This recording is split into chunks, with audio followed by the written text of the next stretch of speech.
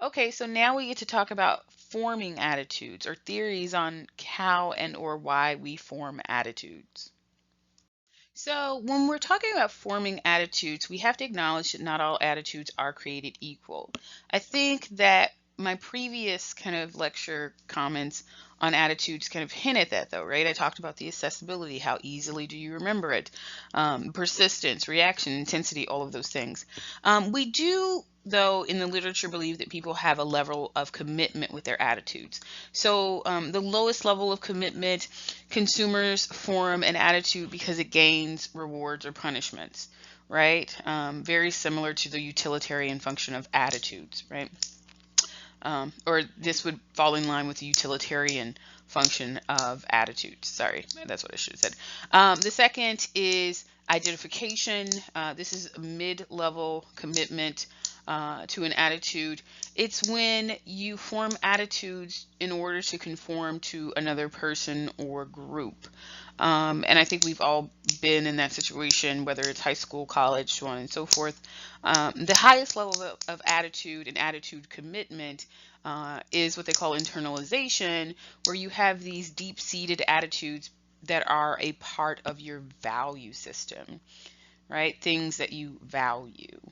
Um, so, one thing to keep in mind, though, when you're talking about degree of commitment, is that oftentimes the degree of commitment that you have toward an attitude is linked to your involvement with the attitude object, right? So, for example, you may have an attitude towards Wayne State gear, right? Coats, jackets, hoodies, this kind of thing, because you were really involved as a student at Wayne, or maybe because your friends have those outfits and you're really involved and you really show a high level of involvement with identifying or becoming a part of a group or that kind of thing. So, a different theory on kind of changing, or I'm sorry, forming attitudes is perception theory. So, self perception theory is pretty interesting. Rather than saying that our attitudes predict our behavior, self self perception theory says our behaviors determine our attitudes. So, according to Bim, the guy who kind of created this theory, he said, listen, most people act and they form attitudes without doing a lot of deliberate thinking. So, people don't think too hard when they're forming attitudes. They form attitudes based on what they actually do, right? So, you use Facebook a lot, right? So I'm showing kind of statistics on Facebook usage. If you use Facebook a lot, according to Bim's theory, you're more likely to say you like Facebook, right?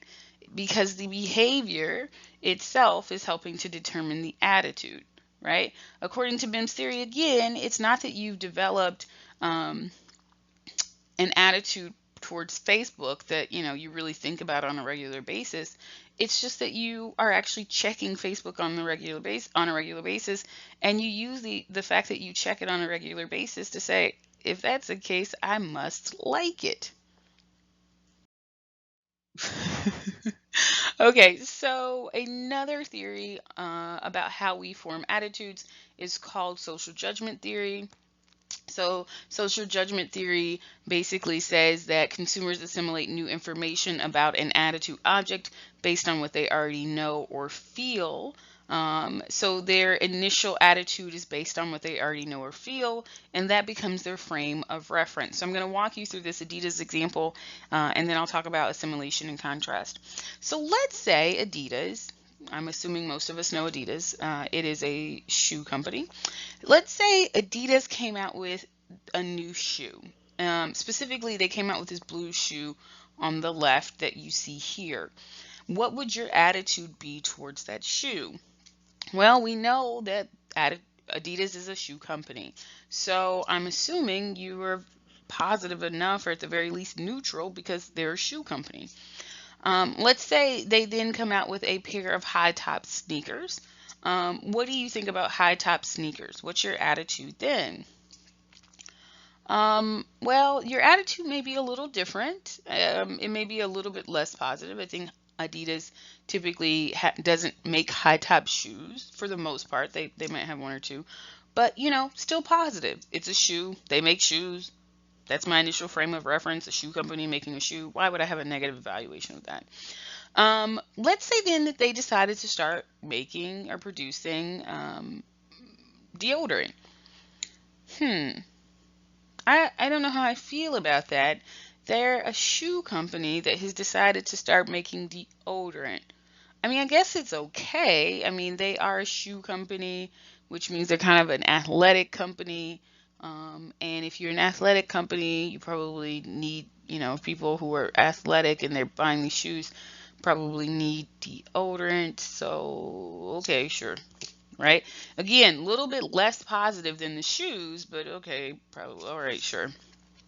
Let's say they then start making stopwatches, right? Again, you probably would use the same rationale. Well, they're a shoe company, which means they're kind of an athletic company, which means that they're catering to people who are athletic, which those people might need a stopwatch. Not as positive as you would maybe evaluate the shoes or the deodorant, but okay, stopwatch. What happens when you find out that Adidas is manufacturing calculators? Wait a minute. These people are manufacturing calculators. I'm sorry, I can't make it fit. They're a shoe company, maybe a sports company. They have no business manufacturing um, calculators.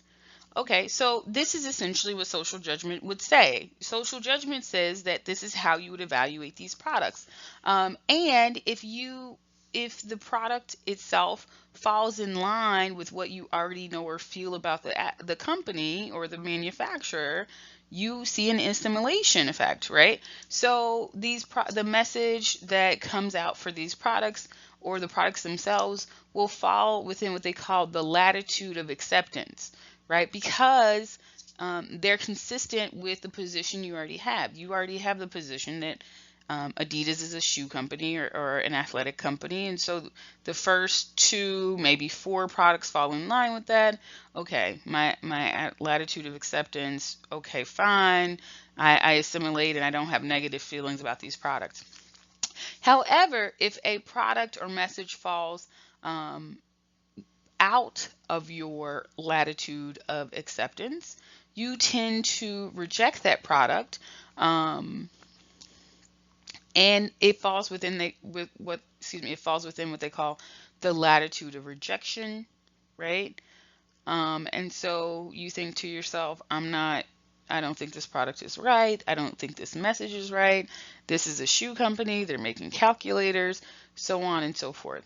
Now, that said, let's say that Adidas really did want to make calculators. They find out that their plant could easily change in the night, let's say when other workers are gone, to making calculators. What should Adidas do? Well, what Adidas really should do is make the calculator, but not use the brand name Adidas, right? Because people associate Adidas with shoes or athleticism. You want to come up with a different name or a different brand for your calculators. So now I'm going to talk about Drake. I chose Drake as an example for the next theory because he is one of the highest paid rappers, um, and probably maybe a little bit more well known and listened to than some of these other rappers. So I'm using Drake, who has a collaboration with Apple, but I'm using Drake to talk about balance theory. So balance theory promotes the idea that we want to maintain psychological consistency by forming relationships that balance our likes and dislikes. And so I'm going to kind of go over what that means in about 10 slides. So we're going to answer that. We're going to ask ourselves this question. If Drake, seen here, likes Apple, he has a collaboration with Apple, he likes Apple. What does a fan of Drake think about Apple? According to balance theory, because we want to be consistent with our attitudes and behavior, the fan of Drake would then begin to like Apple, right? This is why Apple maybe, became a supporter of Drake or a collaborator with Drake to begin with, they know that fans of Drake may then in turn, like Apple. So you see this consistency. Drake likes Apple. You're a fan of Drake. You like Apple.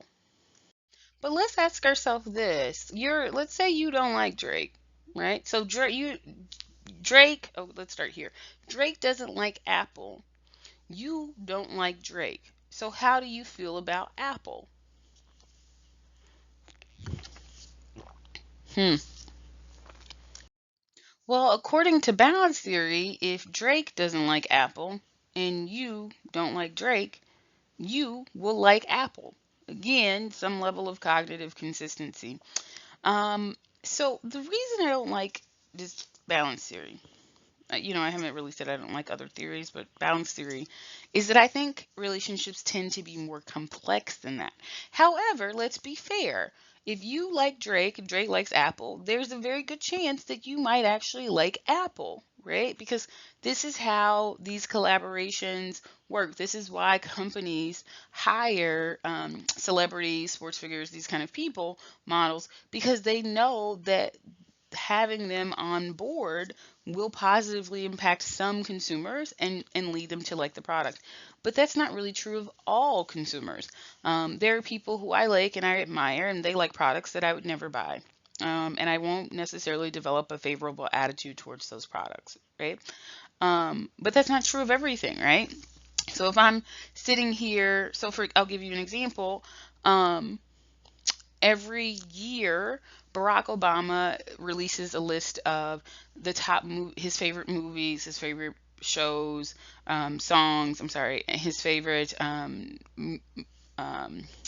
songs, so on and so forth. And this year, I decided that I was going to read two books that he likes. I'm going to watch two shows that he likes, so on and so forth, because he's someone I admire. At the same time, there are other people I've admired who recommended things, and I'm just like, I don't know. Again, it depends on the person. But in general, this is how balance theory works. Okay, so now I'm going to do a little bit of a deeper dive, I guess, into balance theory. So if you really want to make sure you're cognitively consistent and you understand kind of what this means, step one is always to start with the celebrity's like or dislike of the brand. So how does Drake feel about Apple? In this slide, you can see he likes Apple. Step two, you examine the consumer's like or dislike of the celebrity. So in this case, we can see, if we look from the celebrity to Drake, that he likes Apple. And then last but not least, you examine the consumer's like or dislike of the promoted brand or attitude object. So you can see in this example, the fan likes Apple. So everything is balanced. I like Drake, Drake likes Apple, I like Apple. Okay, so let's have a different scenario, or let's review a different scenario. Let's say Drake likes Apple, right? We start with step one. Drake likes Apple. But step two, the consumer dislikes Apple. What will this consumer do? Well, because the consumer wants to be cognitively consistent, he, in this case, is a guy, may want, to start liking the product or brand that Drake likes. So he might start liking Apple, right? So if he starts liking Apple, what happens? He becomes cognitively consistent. Drake likes Apple. He likes Drake. He likes Apple, right? You get three pluses. All three of these are cognitively consistent. There's another option though. So if you remember from math when you were in elementary school, two negatives create a positive. You could also just stop liking Drake. So think about this. Drake likes Apple. Okay? Drake likes Apple. And at first you liked Drake, but you didn't like Apple.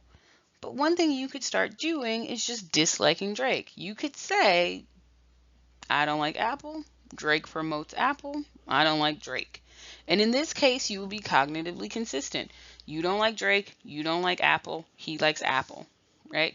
So you're doing something that he doesn't like, or he likes, excuse me. You're doing the opposite of that because you don't like him anymore. In this case, again, you're cognitively consistent. Two negatives, not liking the celebrity and not liking the brand they endorse, creates a positive, meaning you're cognitively consistent. Specifically, we're going to talk about the structural models of attitudes. So, these models have been created to understand the link between attitude and behavior, and they were created by psychologists. But remember, in this class, we're studying consumer behavior, so we're studying consumer psychology. So, we're looking at these psychological theories in terms of how they affect consumption and consumption of a wide variety of things. I just said ride as opposed to wide. Who does that? I don't know. I guess me. Okay, so the first model we're going to discuss is called the tri-component model. It basically says that an attitude maintains or is composed of three components: affect, cognition, and behavior. According to the tri-component model, consumers try to make sure that affect, cognition, and behavior are consistent. Um, and so we'll talk about that in a second. But that means that a change in one attitude component tends to produce related changes in another. So again, I'll talk about that one quick second. So the cognitive component basically just describes a consumer's beliefs about an object. So it looks at knowledge and perception that consumers have about products based on their kind of direct experience as well as indirect experience. And so I use the BMW. I like Beamers. I think they're very nice cars. I think that they are luxury cars. That is a belief of mine.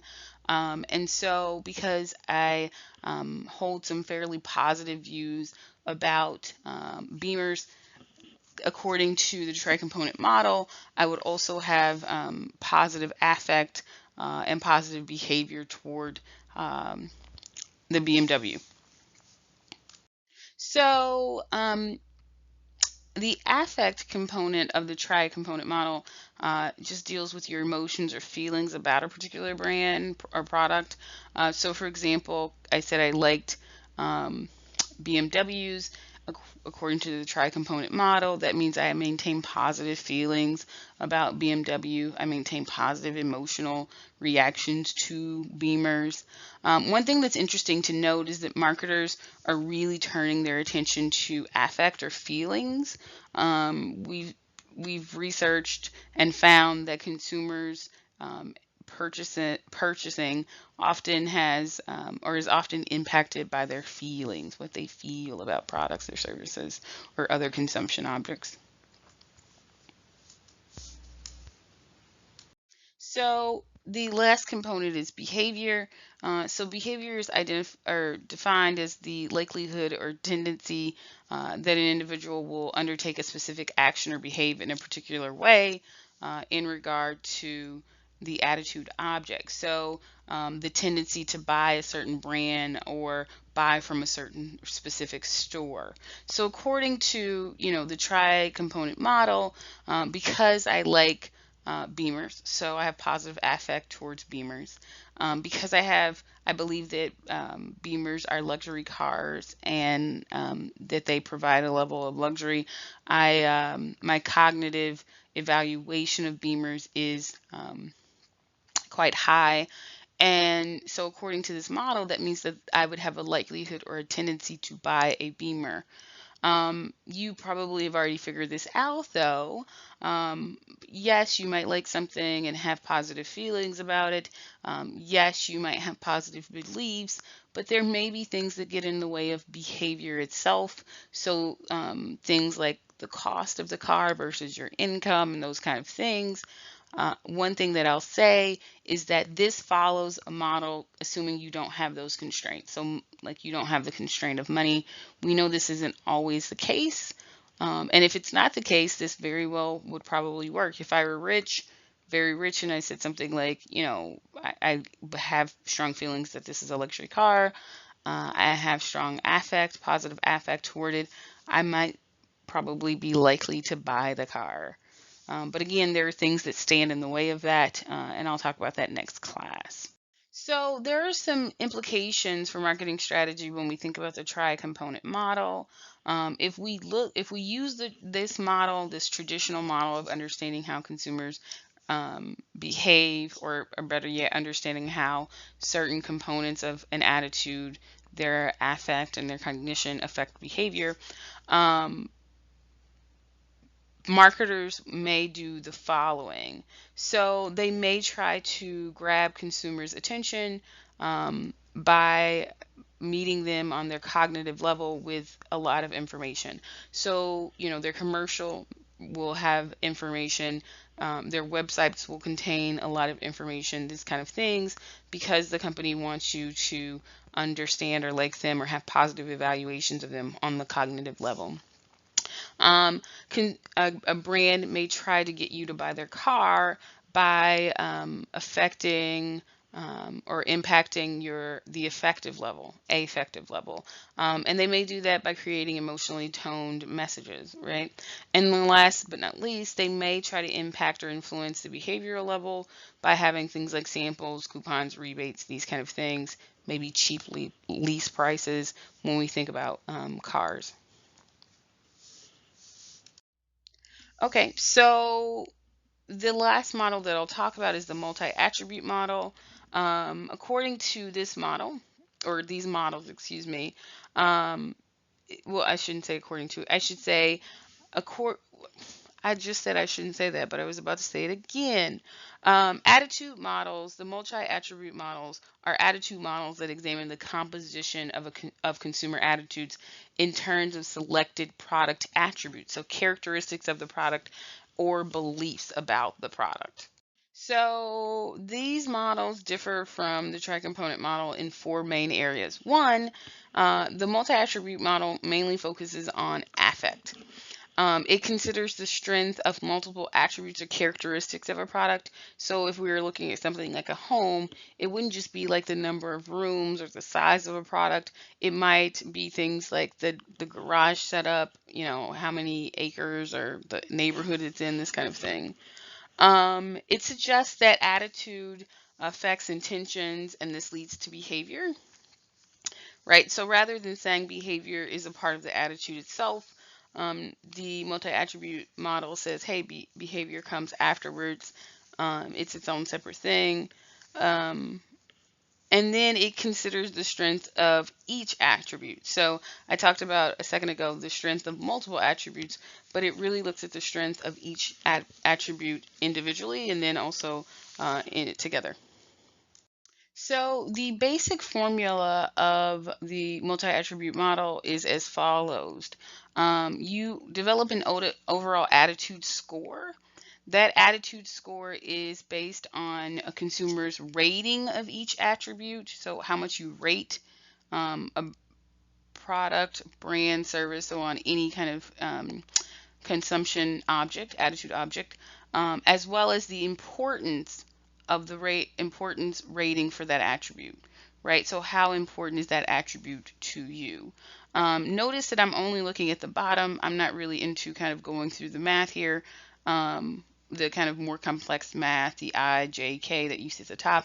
I'm only really talking about what you see at the bottom. This is the simplified formula. So for you, we're going to focus on this. Again, A would be your overall attitude score, which is based on two things: your rating of each attribute multiplied by the importance rating for that attribute. So I'm going to show you what that looks like in the next slide, on the next two slides, actually. We can apply that basic formula, right? So we said you would get an attitude score. That attitude score is a function of your beliefs about and beliefs about a product or service, so on and so forth, multiplied by the importance of that attribute. So again, the belief that the product, in this case we're looking at Wayne State, has a given attribute multiplied by the importance of that attribute. So let's look at this example. In this case, let's say we ask 10 Wayne State students these questions, and I'm going to focus on one student. So let's say we ask the student about Wayne State's environment. So we say, what's your belief that Wayne State has a college feel, right? And the student says 5. So on a scale of 1 to 10, they say, Wayne State, the feel of Wayne State as a college is about a 5. When we ask them how important the college environment is to them, they say it's a 7. So, so there's that. Then we ask them about job placement. So we ask them, hey, how likely is it that you think that Wayne is going to help you with job placement or get you a job? And the person says a 7, right? So on a scale of 1 to 10, they say a 7. When we ask them how important job placement is, they say it's a 10. Last but not least, we ask about the cost of college. What's your belief that Wayne State charges a fair amount of money? Let's say the student says a 4. We ask them how important that is. They say a 7. So according to the theory of reason action, what we would do is sum each of these components. So first, we would multiply the belief in the environment by the importance of the environment. So 5 times 7, that's 35. We would then add the job placement figures. So we would say 7, which is what the consumer believed about Wayne State's job placement effectiveness, multiplied by 10, because that's the importance of their job placement. So 7 times 10 is 70. We add that to the 35 from above, and we get 105 so far. So then we move on to cost. The student said on a scale of 1 to 10, they rated Wayne a 4 in terms of cost. The importance of that to the student is a 7. This means that, for the student, Wayne has an 28 score. We add these 3 things up. We add these 3 attributes up: environment, job placement, and cost, and we get an attitude score of 133. But what does that mean? Why do we care about an attitude score? Okay, so there are a lot of benefits to this model. One, it's diagnostic, right? It offers some level of diagnostic power, and it explains why consumers like or dislike your product. Is it beliefs? Is it importance? So on and so forth. You can segment consumers based on attribute importance. So when Wayne is looking at potential students to come to Wayne State, they might segment consumers who like Wayne State because they live in Detroit or in the surrounding suburbs and they have no desire to move. It might segment consumers based on those who go to community college versus those who come straight out of high school. It might segment consumers based on, let's say, their beliefs or the importance they place on safety. Wayne actually is the safest college campus in Michigan. It might kind of segment consumers based on the importance of cost, right? Although Wayne is not cheap, it's not as expensive as some schools, so on and so forth. It allows you to complete competitive analysis. It allows you to forecast sales. You can use the information for new product development. You can also use this information to understand changing attitudes, which I think is really important. So there are some things that you need to know about the multi-attribute model, specifically the marketing implications of said model. One, you should capitalize on relative advantage, right? So you can convince consumers that particular attributes are important when they're making a decision, right? Especially if you rate highly in those attributes. You can strengthen perceived product attribute linkages, right? So if consumers don't associate certain attributes with the brand, you can make that relationship stronger, right? So for example, I purchased some face wash from a company a long time ago. I didn't necessarily associate that product with kind of luxury. But they have now made a turnaround, and now, they've done a lot of advertising. I consider it to be somewhat of a luxury kind of makeup product. You can add a new attribute, right? If you want to increase attitude scores, you add a new attribute, so you can try to come up with something unique. You can influence competitors' ratings, right? So you can try to decrease the attributes of competitors. So Apple did this a long time ago when they had the I'm a Mac, I'm a PC commercials. They made or tried to make PC seem kind of dull and boring in comparison. And for some people who buy computers, dull and kind of boring may not be their shtick. So when I first started talking about attitudes, if you remember, I talked about this idea that marketers like to study attitudes because we believe that attitudes predict behavior. This isn't always the case, though, right? Sometimes we like things, but we don't necessarily do them. For example, I really like, this is a dumb example, I'll admit that up front. I really like chewing gum, but I rarely eat chewing gum. I rarely buy it and I rarely use it because what I find is that whenever I'm using it or eating it, I'll put a piece of gum in my mouth, I'll chew it for 5 minutes, I swallow it, I'll put another piece of gum in my mouth, do the same thing, I'll repeat it 3 or 4 times. If that's the case, it makes no sense for me to buy gum, and I'm not exactly sure what I'm doing, nor am I sure why I do it, to be honest. But anyway, but we have to know that there are times when attitudes don't predict behavior. But in general, we say that there's a weak relationship between attitudes and behavior. But the relationship gets better, the relationship between attitudes and behavior, how you feel about something versus if you actually do that thing, is better when there are no constraints on behavior, right? So you could have situational constraints. So say you want to go to the store and buy wine, let's say, but the store is out of your favorite brand and you don't like what they have. Well, you like wine, but you didn't actually follow through and buy wine because you had a situational constraint. I would assume that when you get your paycheck, if you work, or if your parents give you money, whatever, that what you would absolutely love is to go out and spend your whole check, right? So you got paid for working X number of dollars. What you would love to do is go out and just kind of blow it on whatever. Maybe you go to StockX and buy yourself some really fancy tennis shoes or something like this. But you can't, and oftentimes you can't because you have situational constraints. You could, have bills that you need to pay. Maybe you're saving up for a car. Maybe you're in a position where you're trying to build an emergency fund. Maybe you find out that you're pregnant or your partner is pregnant and you need to save up for that.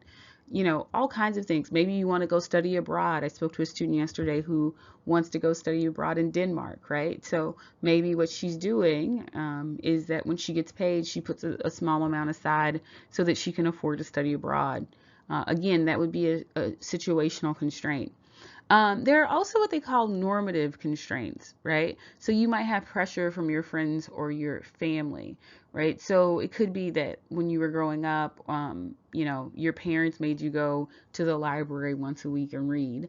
But if there were no constraints, you would have spent all your time, playing outside in the playground, right? Or maybe if you're like me, I really like to travel. I really like to travel both within the United States and abroad. I get a lot of pressure from friends and family about certain places that they would prefer me not to go, right? So don't go to this place, it's dangerous, this kind of thing. The relationship between attitudes and behavior is also better, like the correlation between these two, if you have the motivation, the ability, and the opportunity or involvement to do something, right? If you have a high level of motivation, then there's a stronger correlation between your attitudes and your behavior. Maybe if I take the student who wants to go study abroad in Denmark, maybe she has a high level of motivation, and so she is, determined to save money. Maybe she's in a position where she doesn't have to pay a huge amount of bills, so she has the ability to save money. And then sometimes opportunity or involvement come in. Again, personal relevance. How personally relevant is this to the student? If it's high, of course, we would expect the student to be more likely to go ahead and save money. And then opportunity. So let's say, we all know emergencies happen. Let's say she's in a position where there are no emergencies for the next 6 months so she can save money in the next 6 months? On the other hand, what if she's saving money, she has the motivation, she has the ability, meaning she has a job to make money, but in her fourth month, she ends up needing new tires, right? So maybe she can't save money in months 4 or 5 because she has to buy new tires. I say that this is an example that actually happened to me, and new tires on my Toyota Camry from 2010 ended up costing $1,000. I don't know if you can tell, but I'm still bitter about that $1,000. The relationship between attitudes and behavior tend to be stronger if they are measured in close temporal proximity, meaning that the closer you are to actually completing that behavior, your attitude will correspond to that. So let me give you an example. If I were to ask you how much you like Coca-Cola, or pick your favorite drink, and you say, I like it quite a bit, and I ask you, well, the next time you buy a drink, do you think it will be a Coke? And you say, of course, absolutely. They're my favorite drink, right? Well, if you leave, let's say, my class, and there's a stand outside that allows you to buy Coke, you probably are going to buy Coke for your next drink, because I measured your attitude closely to when you had the opportunity to execute that behavior. However, if I asked you, do you like Coke? You say, absolutely. And I say, well, do you think your next drink that you purchase will be a Coke? And you say, absolutely. And it turns out that a week later you have an opportunity to go somewhere and purchase a drink, and you end up purchasing a beer. Well, your attitude didn't predict your behavior, right? And part of that is it took a week, right? The week probably changed something. You're probably not kind of thinking about how much you like Coke. Maybe you had a situational issue where you go to a festival or something and they mainly are selling beer, these kind of things. And then last but not least, the measurement of attitudes is pretty specific. So I could ask you how much you like Coke, and you say, I love Coke. It's my absolute favorite beverage. And I say, well, how much would you pay for a Coke? You say, right now, I am willing to pay 50 cents for a can of Coke, or $1 for a can of Coke. And I pull out a can of Coke Zero. There's a possibility that you say, no thanks, right? That you don't actually buy the Coke. Your behavior isn't reflective of your attitude, because basically I didn't specifically measure how much you like Coke Zero. What I measured was how much you like Coke, right? And so what you want to make sure you're doing when you're measuring attitudes is be really specific. You don't want to ask people, do you like sweaters? You want to ask them, do you like gray sweaters from Ralph Lauren or something like this, right? Um, I put this image of a grocery cart here because I think it's really funny. I often find, and I think this is true for a lot of people, that on days when I go to the grocery store and shop, I absolutely don't cook any food. Like, it's very normal for me to go to the grocery store, buy some food, and then eat out that day. So you would think my attitude towards the food that I buy is super positive, and it would predict me, cooking that food. Tends to not be the case, because by the time I pick the food, I'm so tired of the whole situation that I just eat out. So that's a good example, I think. You could have an unforeseen situational context, and this is my favorite example. So it could be something like you really don't like cheap wine. So you really hate cheap champagne. You refuse to drink it. You're like, I'm not buying the $5 wine, or champagne. But turns out when it's your graduation party, and between you, your parents, your siblings, you're inviting 130 people to your party to have a good time, and you want to toast, and you're like, how much is, this champagne that I like? $100 a bottle. How many bottles would I need? No, we're going to the cheap wine.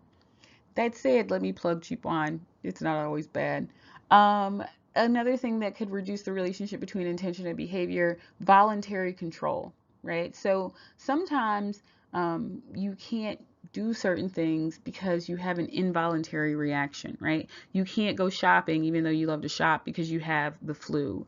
Maybe you can't go to Dearborn to eat at a certain restaurant that you love because your car is broke down, right? You don't have the voluntary control to do that because you have these constraints.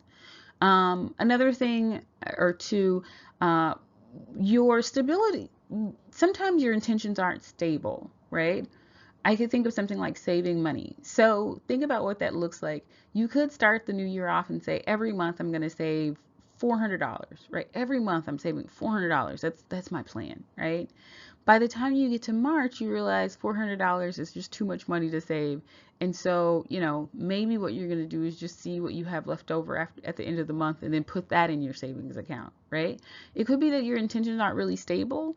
There are a million reasons why your intentions could not be stable.